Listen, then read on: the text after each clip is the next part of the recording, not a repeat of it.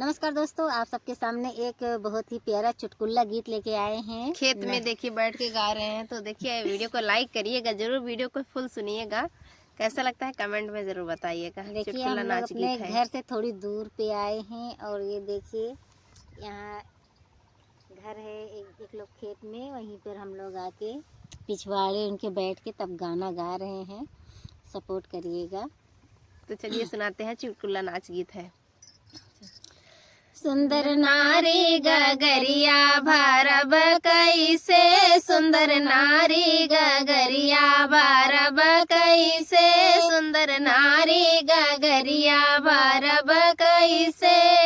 नदिया किनारे ससुर जी का डेरा, नदिया किनारे ससुर जी का डेरा, बिना काढ़े घूंघटवा रहब कैसे, बिना काढ़े घूंघटवा रहब कैसे। सुंदर नारी गगरिया भरब कैसे, सुंदर नारी गगरिया भरब कैसे।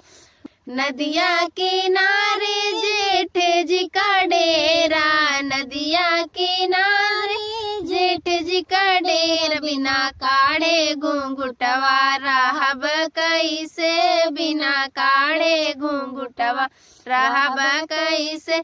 सुंदर नारी गगरिया भरब कैसे, सुंदर नारी गगरिया भरब कैसे।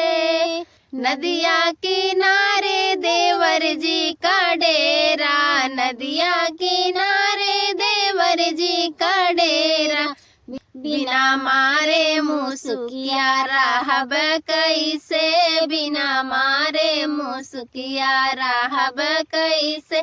सुंदर नारी गगरिया भरब कैसे, सुंदर नारी गगरिया भरब कैसे।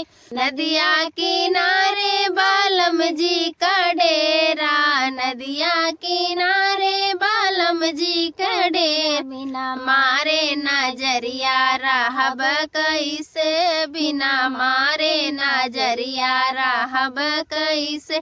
सुंदर नारी गगरिया भरब कैसे, सुंदर नारी गगरिया भरब कैसे।